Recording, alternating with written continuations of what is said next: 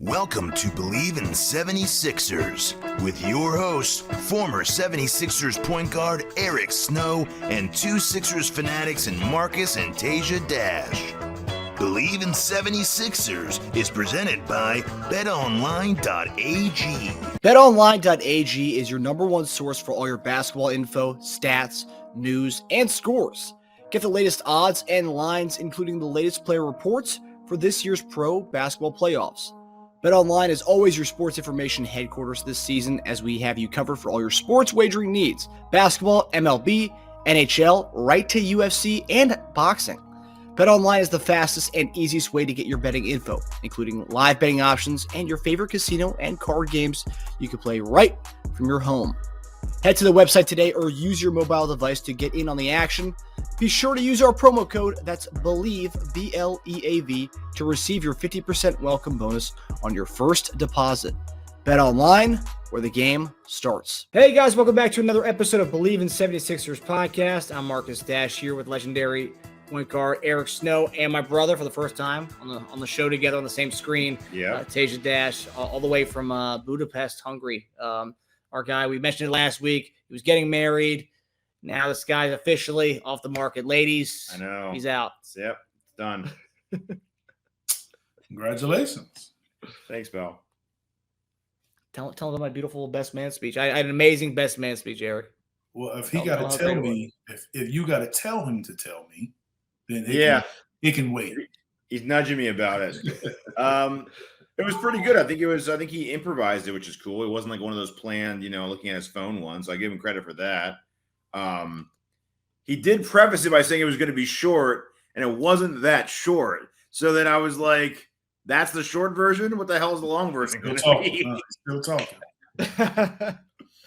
And half the audience there. That was the tough part. Half the audience there didn't speak English. They only speak Hungarian. So we had like a translator that had to translate what he was saying, but that kind of breaks it up. So you got to stop every 3 sentences. He had to stop, which kind of got him out of his rhythm. But young on, he did a decent job there. Good job, man. Thanks, Eric. Yeah. So seems like that's what you were waiting for. So good job. Hey, yeah. We'll get the video on our YouTube channel. There we go. We recorded it, so we got the full thing. And I did preface it was going to be short, but I was making fun of your other thing you sent me, because you said he sent me like a video. I think he was worried about my best man speech like 2 weeks ago. It was a guy kind of like highlighting like what to do in a best man speech. It was like what not to do, really. What not to do, but like give a toast and be done with it. And I was kind of like mocking that a little bit. I mean, he said just keep it short. Don't go into too many personal stories about you and the bride or groom. Just keep it short, keep it respectful. I thought you'd appreciate it. I wasn't telling you how to do it that way. I thought you were I thought it was like a subtle hint. No, like, it wasn't a subtle hint. I was just saying this is an interesting little tutorial he's giving on it. Got it. Well, enough about Teja's wedding. There's a lot to get. We get a little more brotherly when we're next to each other. It's true. Different dynamic. So lots to get into. So much stuff. We actually we were supposed to do our show earlier on the week. We had a whole layout of how that was going to go, but we've had to pretty much scratch all that stuff with all stuff that's come out in the last 24 hours. Yep. Okay, so first topic tonight, we're going to go with the James Harden, the latest on the James Harden, I guess now. Not sweepstakes anymore. What do you even call that? I guess it is sweepstakes. Not for us, though. It's someone else's sweepstakes. Yeah. But so a lot of new reports. So I'm going to try to recap this as best as I can. So James Harden reportedly very upset with the way the Sixers have handled his possible free agency, and he made it known per Sam Amick. So he opted into a 1-year, $35 million contract for the upcoming season, so the Sixers could have an easier time finding a trade partner, which is what they're apparently doing. So my question to you guys is simply, what do you make of all this? Do you think the Sixers mishandled the Harden situation, or is Harden's group trying to save face because Houston didn't want him in the end, and there really isn't a market for him in free agency? So do you think Harden is traded sooner or later?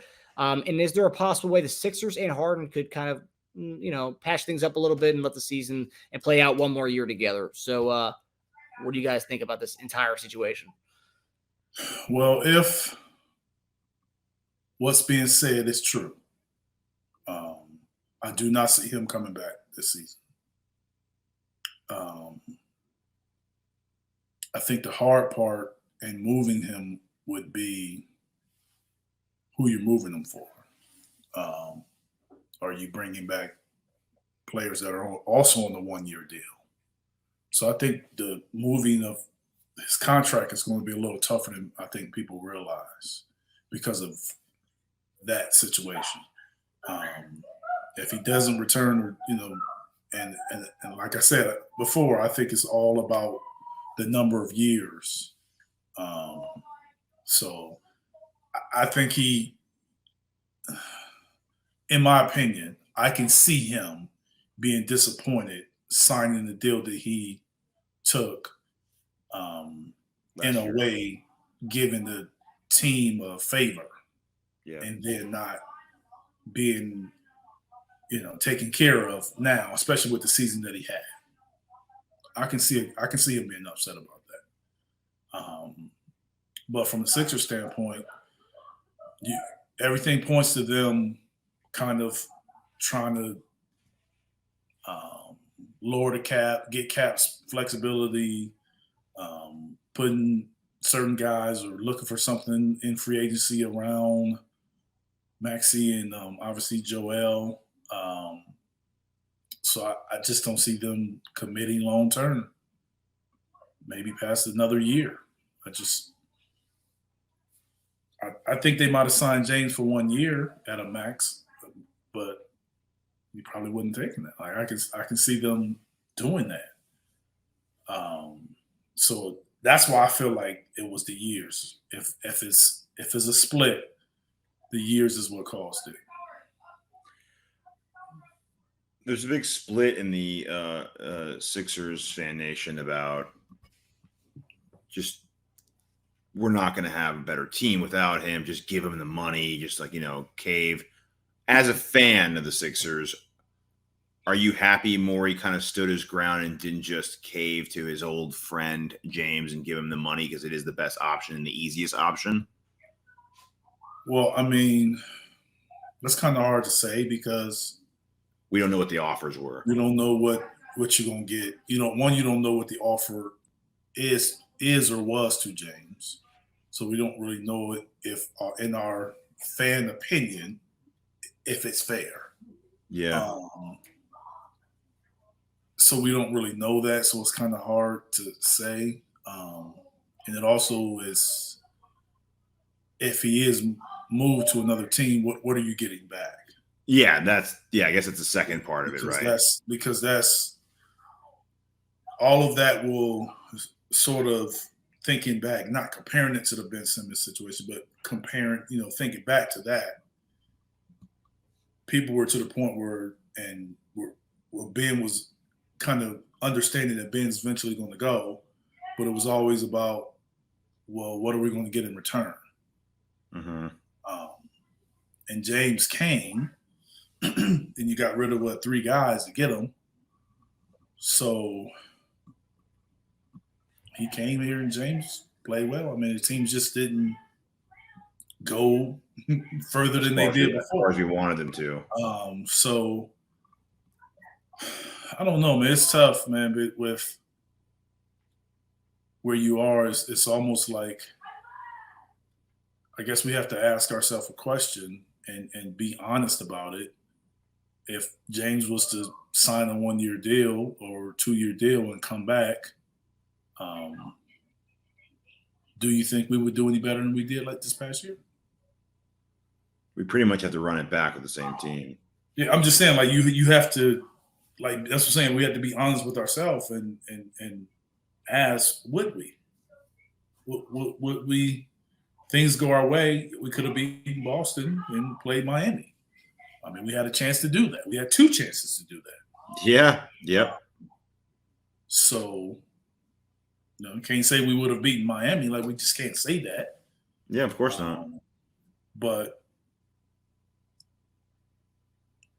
we had a chance to do it, and it didn't happen. I think now the business of basketball is taking over. Yeah. And that's what I think it's just coming down to. the business side of basketball. You got to realize that, and I've said it before, the age. I mean, if you look at James, you look at Russ, you look at Chris. Sure.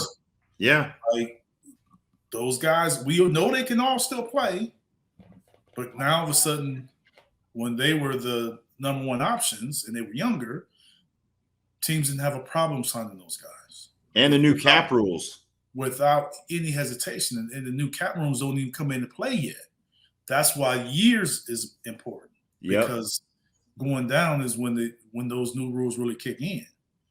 And that's why you're seeing guys just get moved and you're like, why are they doing that? Well, some of it is the new rules.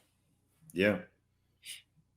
Which is, it's crazy because you look at Golden State, who trade, you know, I know people have been negative about Jordan Poole this year, but not last year.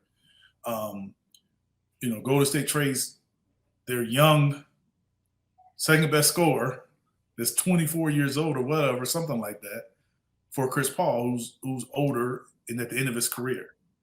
Chris also in the last year of his deal. And you have that flexibility. And you have to sign Draymond, re-sign Draymond, and you just can't pay Draymond and Clay and re-up Clay. Wiggins. You just can't. They can't do it now in the new climate. Yeah.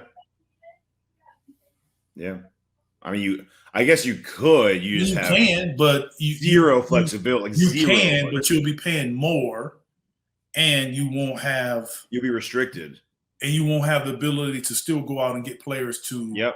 Improve your team like you did previously. Yeah, it is definitely hindering your job as a GM to go out there and field the best team possible.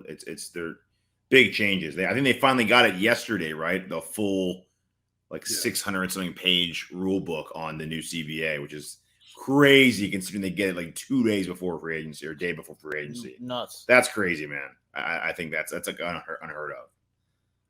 Did they know why it took so long? That's why the lawyers make the big bucks. Yeah, I don't know why, to be honest with you. The lawyers and the cap guys make less time to finagle it. That's their job.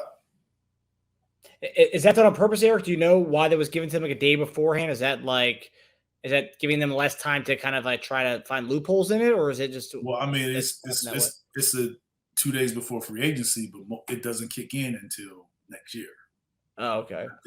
Not this free agency. So technically, they got it a year before it takes effect. It has some impact on this. There's some changes, like the 125 to 110% rule. That changes at but that's not that's stuff that was already they already knew. So they're not reading that and figuring it out. The things that apply for this year, trust me, they already know. Yeah, but if you're signing someone to do a 3 or 4 year deal, it will impact that new cap, right? So. I mean, if you're doing a 1 year deal, yes, it won't. But if you sign the guy to a 3 or 4 year deal, that's negotiation on his part. He's not the player, and his agent is not going to come and say, "Well, you know what? Since you guys got different restrictions, I'm going to take a 1 or 2." Oh, they don't care. That's what. What difference does it make with that rule book? It doesn't apply to the player. Yeah, that's why it's crazy for the GMs to be getting this now. It'd be like, but the GMs knew. I mean, I'm saying they knew enough about the restrictions that they. They aren't doing their job, and the lawyers and accountants and the numbers guys aren't doing their job if they're just getting this information and dissecting it now. Trust me, the league is not. They just opened it up to everybody, but it's hard for me to believe that the teams just got this information and they agreed to it with the collective bargaining agreement. So if you agree to the collective bargaining agreement, and you just seeing this and talking about we didn't know it, then how'd you ever agree? Yeah. That is definitely true. Yes. Yeah. As far as the Sixer stuff go, before we go to the next topic, I think it's crazy because more than any other player and GM combo, this is such a unique thing to have with a GM and player that have such a history together. It's not a normal situation, right? It's not like any other player and GM. These guys have been together for a long time. He's the guy that made that. Morey's the guy that made that huge trade to bring him to Houston and made his name pretty much as a GM with that trade. Harden became Harden in Houston, who he eventually become. And then he brings him over again to Philadelphia. He takes that deal, the sweetheart deal, the 2 year, the 1-1, and then now this. It's crazy to see the evolution of this because of all people. And I said this to Marcus I think a week or two ago.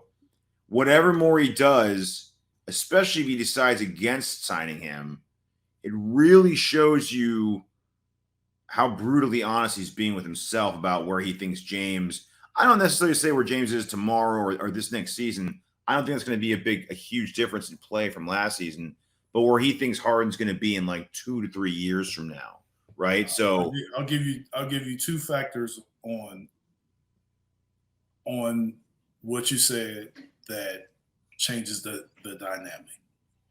1, Joel Embiid is your number 1 option. Yes. James Harden.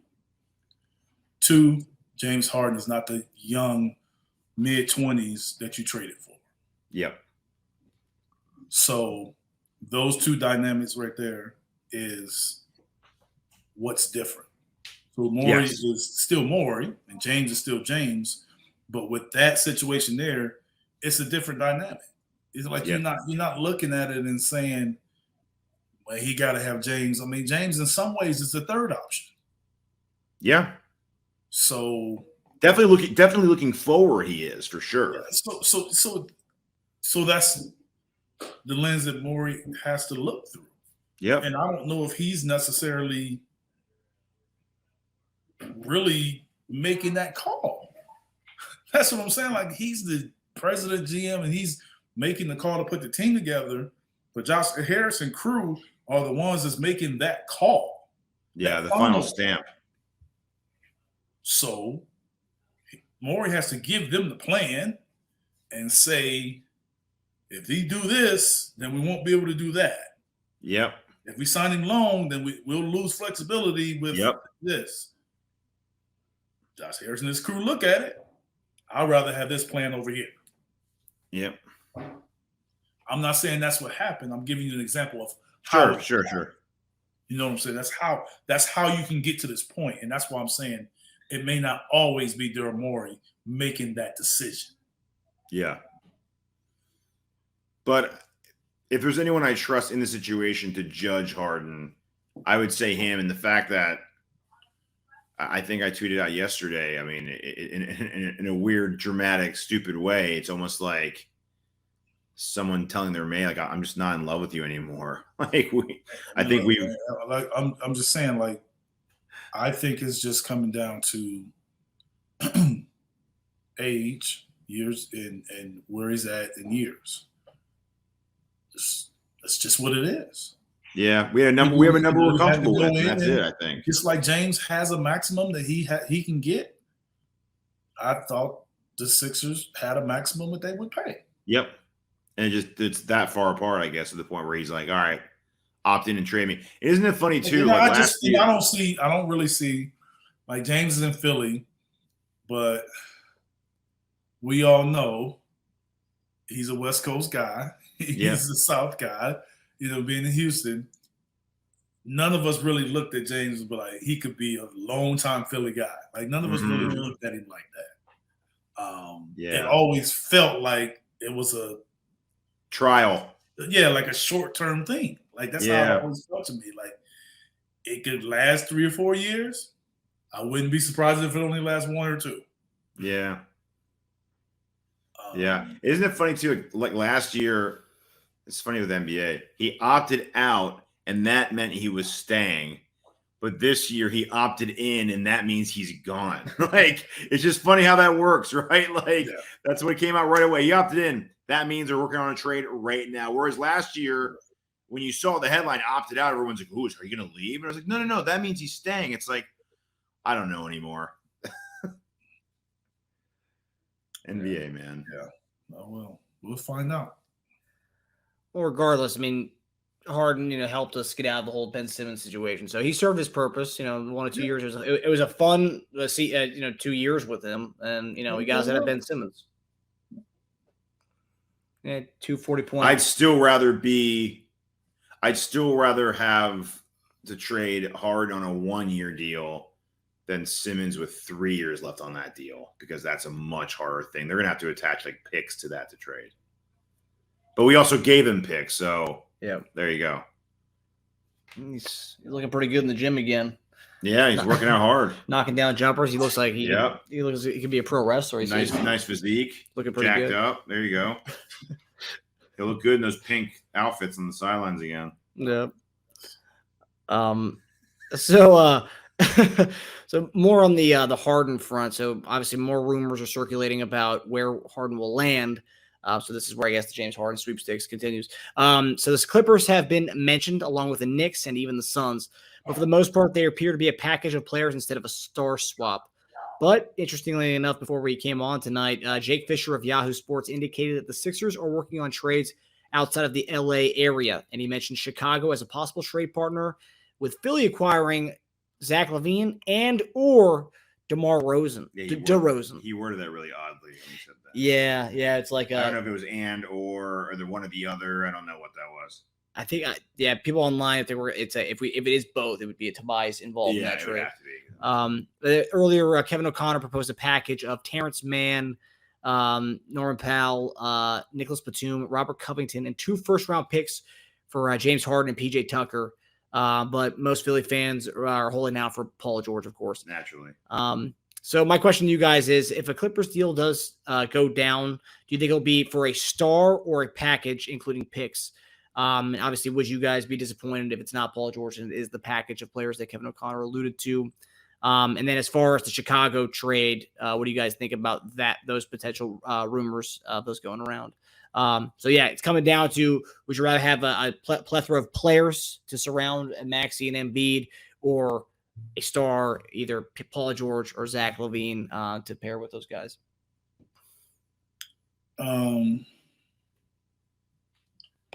I only can see them doing a package if it gives them the cap flexibility that we talked about. The package doesn't necessarily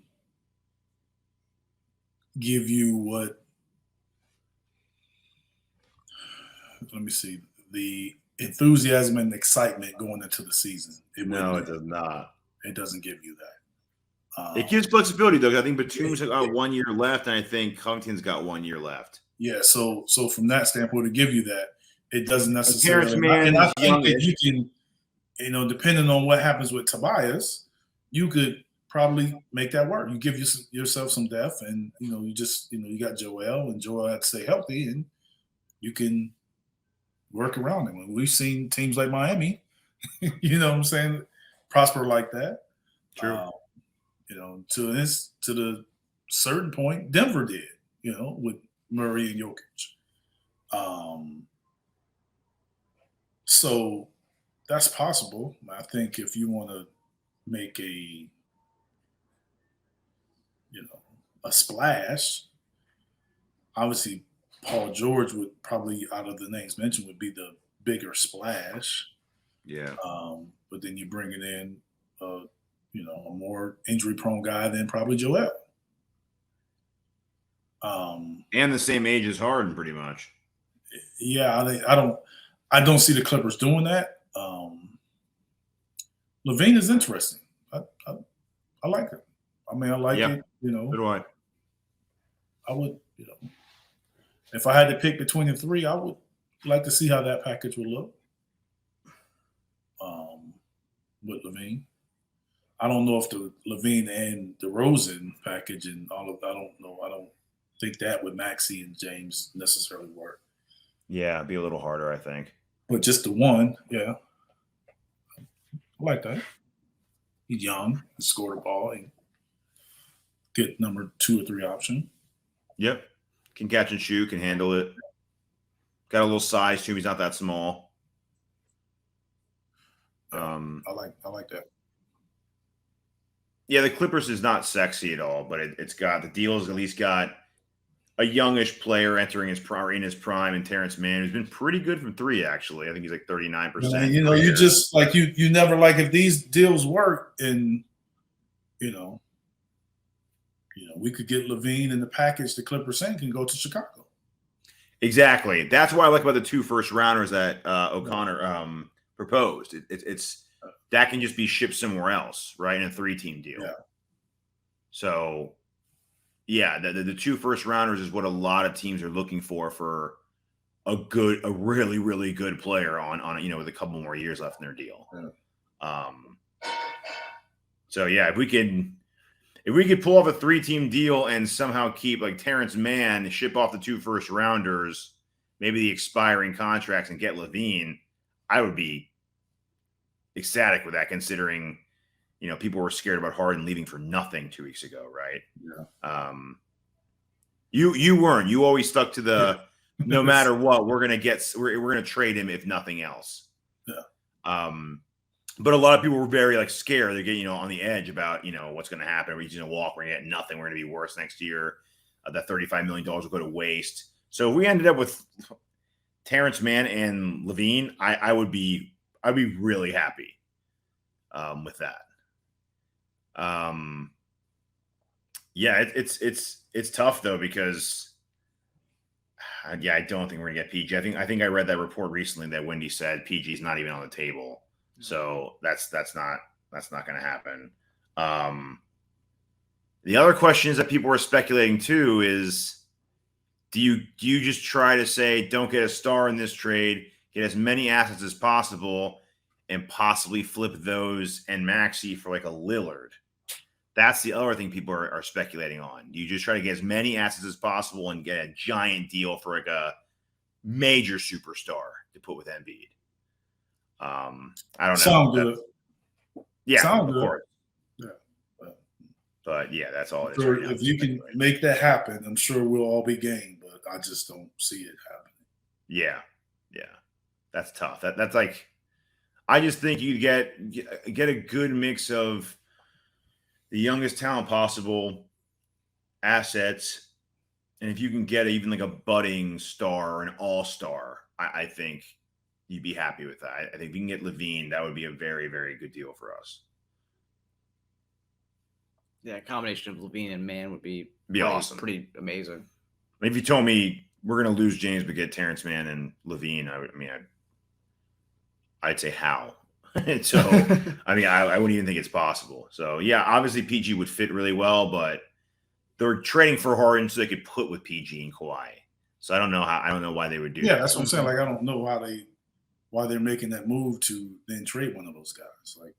And actually, in doing that and trading them Harden and getting a 2028 and 2030 first round pick, you're kind of ensuring that they're going to have a hard fall off at some point.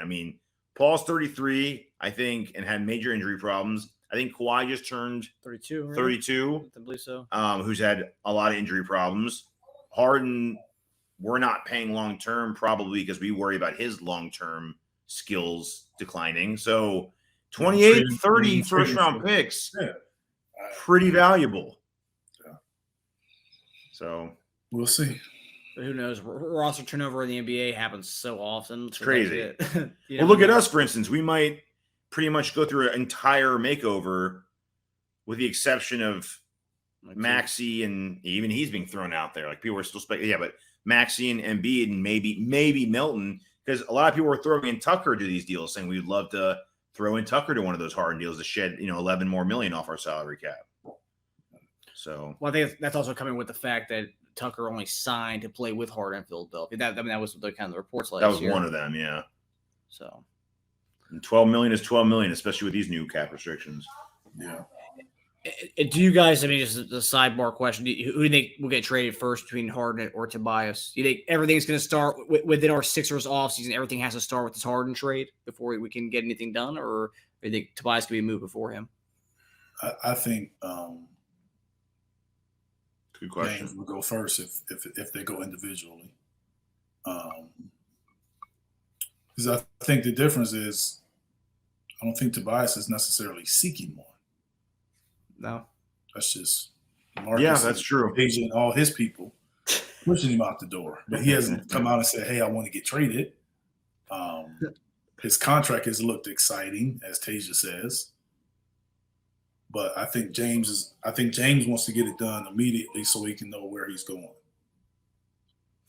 So And I think that him and his agent are pushing for it, which means that they're talking and being aggressive with it. Yeah. And I think from Tobias' standpoint, I think I've said it before that I felt that they would kind of wait and see how the landscape is going to go with the first hits of free agency before that deal was made. And who you can get for Harden now. Now that Yes. changes a lot with Tobias. Yes. Also, too, I mean, look, Harrison Barnes just did his extension. Really fair. What was it? 3 years, $54 million. You told me Tobias will sign a similar extension. I'd say don't go anywhere. Similar to that, within a $1 or $2 million, I would be fine with him staying this year and signing an extension. That's a great, fantastic deal for Harrison Barnes. I would love that kind of extension for Tobias. Maybe we're keeping that in mind. Who knows? I mean, that market has been established. Yeah. Yep. So we'll see. I think Harden goes first. They're saying, I mean, I read reports that say we'll sit on him like we sat on Simmons.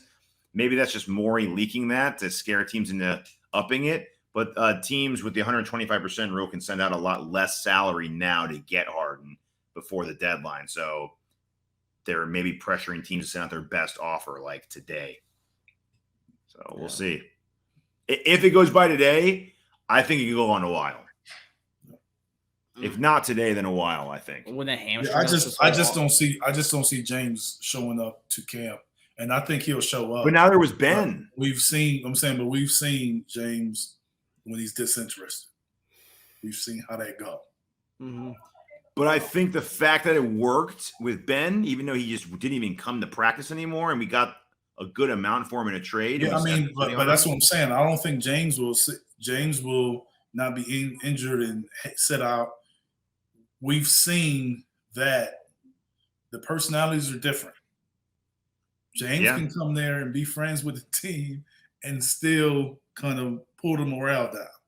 Yep, that's true. For a team, I'm just saying, if you're saying you're trying to win a championship, we can't sit on that. Yeah. I don't think you can do both. Yep. Yeah. We at least got to make it look like we have time, though. I don't think you can do both.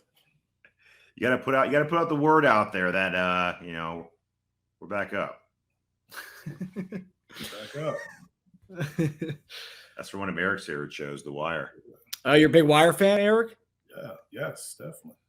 Yeah. And one of the best TV shows of all time. Word up.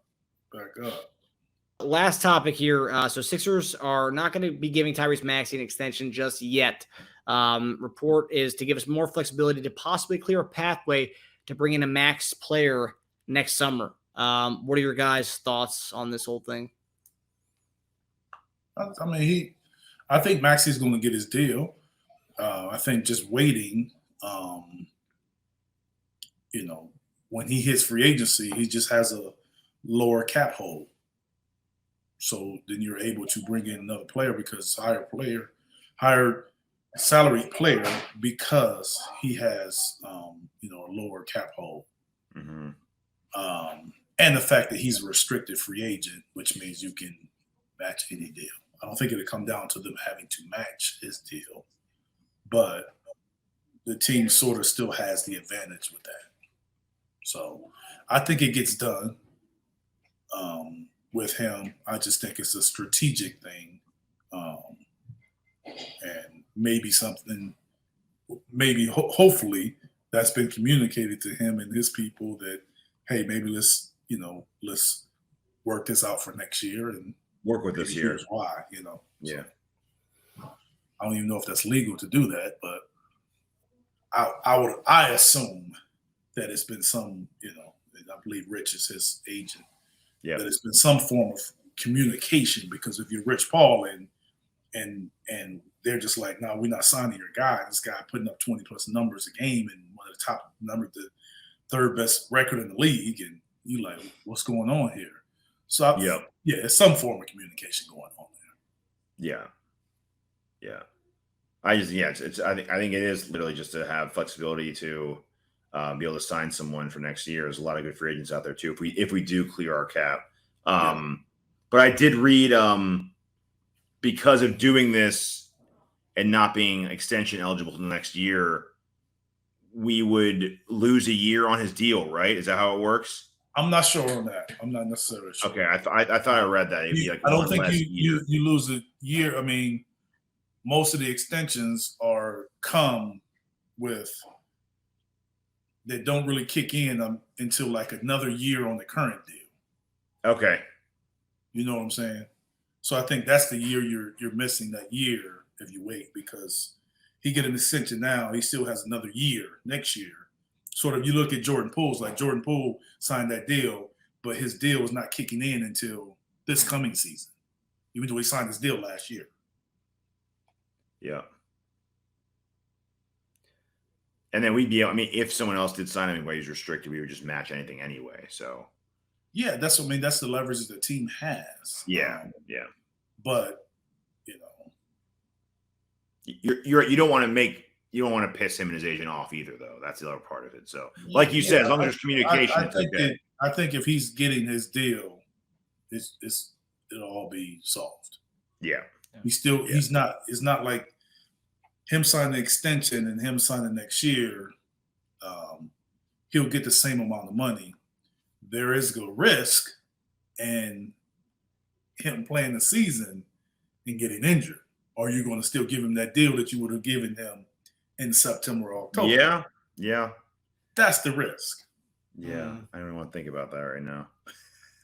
I'm just saying, from a player standpoint, you got to look at it like that. Yep. That's why people get the extensions, because they don't want to deal with that risk. Yep.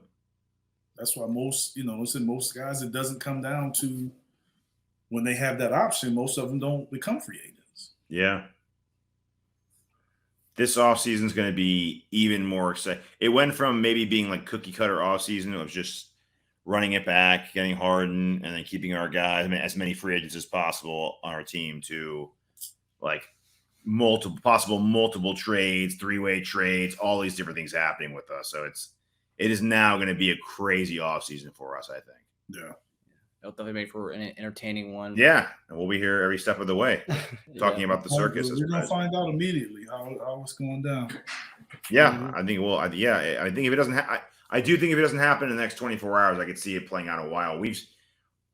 After he sat on Simmons for that long, a guy who wasn't even showing up, and still I just think it's different. I think it's different though, because it's, James has 1 year and Ben had just signed.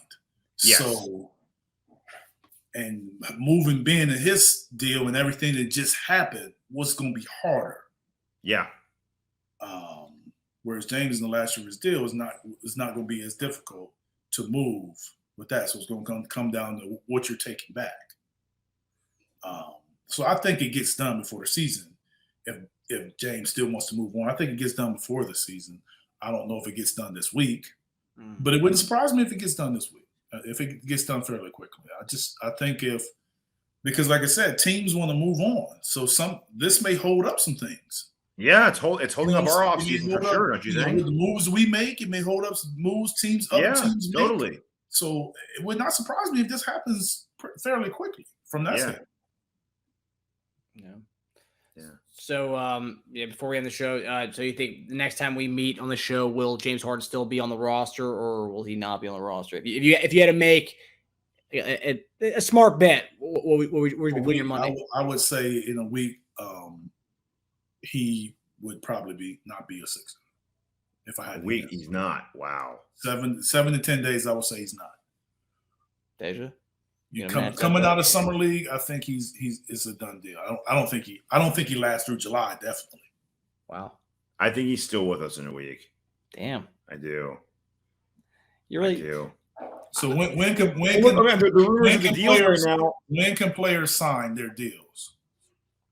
I think they can start announcing today, or they can start. Whenever players can sign their free agent deals, I think by the time that comes, we'll know where he's going. If I'm betting and guessing, yes, that's my opinion. That's what I would say. I think if we get by the start of the new season, when it goes from the 125 rule to the 110 rule, if he's still with us, then it cuts out some of the urgency from those teams to get a deal done because they have to send out a lot more salary to bring James back. So I think at that point, I think it would be a while. So I think if it happens, it'll happen. Does that all kick in tomorrow or the 1st? Yeah, I think I thought it was the 30th at 6. I thought 30th at 6 p.m. I thought it was the 1st. Was it? That was July 1st. Yeah. So what I'm saying is, if it's the 1st, I thought it was the 1st. If it's July 30th, the deal can be done and won't be finalized until the 30th. Yeah.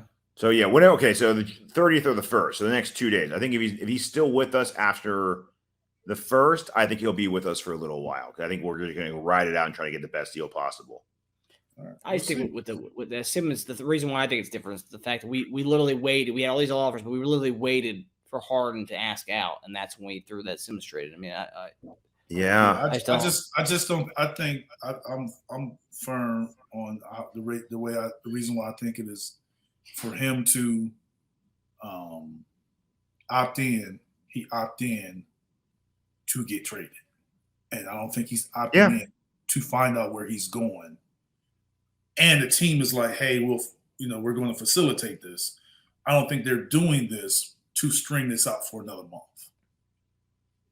I don't think we'd like to. I just don't see that happen. I just don't think that it holds up what teams are going to do for 30 days. Yeah.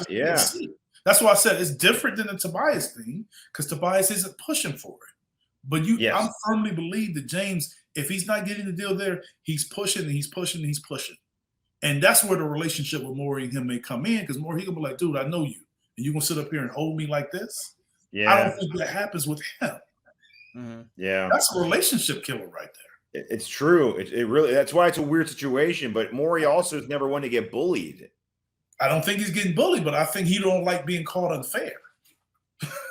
That's also true. It's a really weird one. I think we don't, because at the end of the day, let's be honest. Is it more of Morey made James, or is it more of James made Morey? Yeah. That ain't for you all to answer. It ain't for anybody to answer. I can speculate. But you can speculate. Yes, you can speculate. We'll speculate all day and night. Yeah, there you go. I do think, because a lot of people said there's no way that this opt-in was announced without something already being in the works, even. Like something that might even be in the works. If we had a good offer with no PG, with a bunch of assets, Morey right now is probably trying to get a third team to get us who we really want. Oh, that's great, Clippers. That's why I think it's going to happen. So you think it's already like in the works? I think it's quick because I think the parameters of it is probably already there, and they're probably I don't like this, I don't like that, kind of working out some kinks. Let's call around, see what else we can get. It's sort of like we were hearing that Boston was going to trade Brogdon to the Clippers and get Porzingis, and all of a sudden, that's not going to work. And then the next day they come out with Marcus Smart going to Memphis. Yeah. I think it's going to be like that. Just being tinkered with. So we'll see. Yeah. All right. Until next time. Definitely going to see. Yeah, it's going to be interesting. Next 24 hours and next whole week until our next show. So, happy NBA free agency to everybody out there. All right. Be safe. Fun time of the year. But all right, well, that does it for us. We'll see you guys next week, and I hope you guys enjoy the opening weekend of an NBA free agency. All right, take it easy. All right, guys.